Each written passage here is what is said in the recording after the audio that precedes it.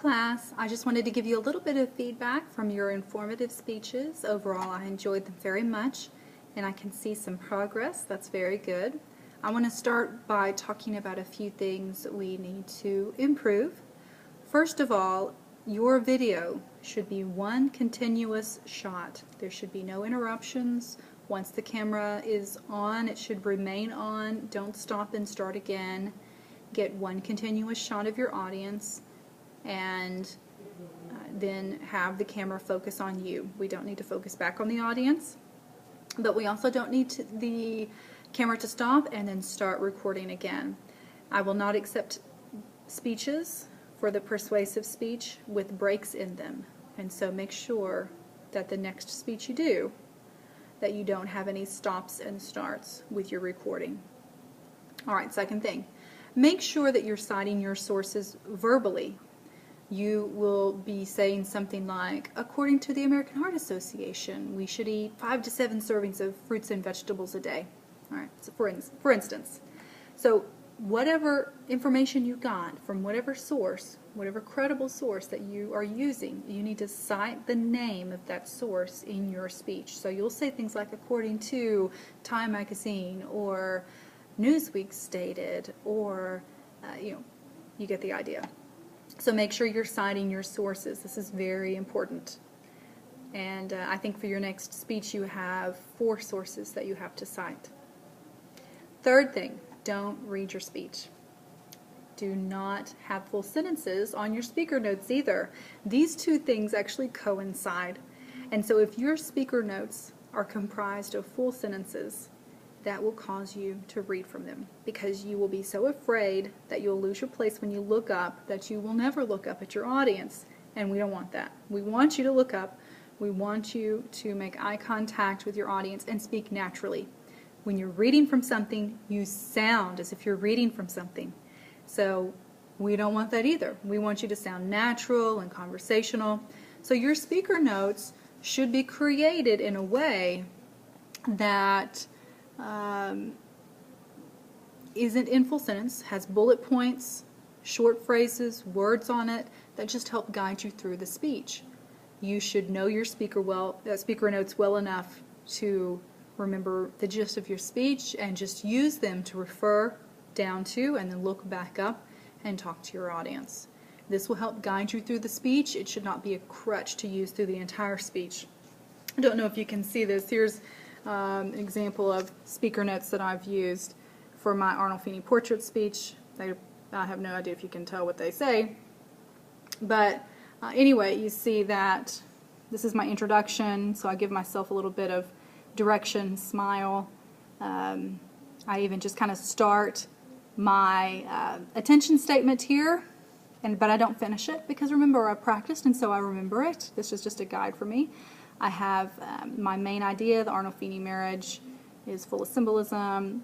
Preview statements, I kind of list what I'm going to talk about in the speech, and that's all that's on my speaker notes. I have another one for other points, but you should be able to get a better idea if you go back and read that posting that I wrote about outlining in speaker notes, and so go back and review that. Don't have full sentences on your speaker notes. It'll cause you to read your speech, and we don't want that. We want you to look up and give us an actual speech, not a reading. Alright, so things you did well. Let's move on.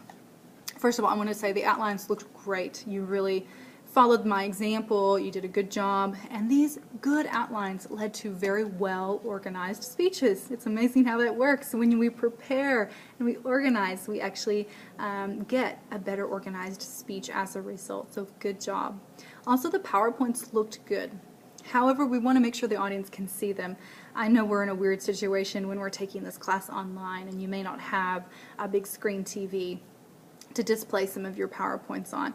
And so you want to make sure that you can, if you're giving a speech, you're using your laptop, move a little bit closer to your audience just so we can see the PowerPoint. I'm actually probably going to take that requirement out of the persuasive speech. I'll let you know more on that later. But I think from what I could tell, you understood the principles of PowerPoint, you used it effectively. It's just not necessarily a conducive thing to use in an online class. Okay, third thing that we did well, just want to say we're getting more professional. I like that. This is good. And so remember, our goal is to emulate a classroom environment, a professional environment, and so we want to make sure that we have this professional demeanor. This includes the way we speak. We need to polish up our speech, make sure it's professional. This means the way we stand. We want to stand up and stand tall. Don't be so casual and leaning against your kitchen counter or what, let's think about how we're standing as professional speakers. And then also the way we dress. Yes, you may be giving this speech to your family at home, but remember, the goal is to emulate a professional environment. And so consider the way you dress and think about that for your final speech. Overall, great job. I enjoyed your topics so very much. There were just a variety of interesting things, and you got some good research in as well, so thank you. All right, very quickly, the next speech, and your last speech, by the way, is the persuasive speech. It's due April the 6th, so you have a little bit of time to work on this.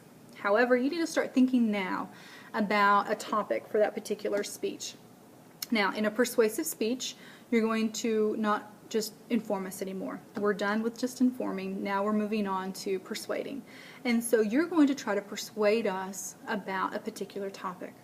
So you need to pick a topic, and then you need to pick a side of that topic. It's not enough just to say, I'm going to persuade you about abortion. Okay, what does that mean? Are you for it? Are you against it? What does that mean? So instead, you want to say something like, abortion is morally wrong, and here I'm going to tell you about why this is. Or you could say, a woman should have the right to choose to have an abortion, and here's the reasons why. So pick a side, take a stand, be bold about it, and notice that these examples aren't questions. Should a woman have an abortion? I don't know. No, it's a statement, a declarative statement, and so consider that. Approach your topic with a clear stance on the issue. Now, let me just interject here. You don't have to choose a heavy topic, a political topic like abortion or gun control or the death penalty. You're welcome to, but you don't have to. You can pick something a little bit lighter. I had a student give a speech once about that Family Guy was better than The Simpsons, and he had credible information, he had statistics and ratings data. It was a very good speech, and so pick a topic that you can support, that you really believe in, and that you enjoy. That's very important. Like I said earlier, I'm going to alter the persuasive speech assignment just a little bit, but I'm going to let you know when those changes are made. However, you need to start thinking about a topic for that speech. If you have any troubles coming up with a persuasive speech topic, just Google persuasive speech topics, and you'll see that there's a plethora out there for you to choose from. Remember, this week, before you go off on spring break, your first test is due on March the 9th, Sunday, by 5 p.m. So before you start taking that test, you need to make sure that you're prepared, that you've studied, you've reviewed the concepts, because you only have an hour to take this test. You can take it anywhere you want, at home, open book, but you're not going to have time to look up each and every answer. And so you need to have some organization, you need to have studied, and make sure that you take that test before you go do whatever you're going to do on spring break for next week. So Sunday at 5, test is due.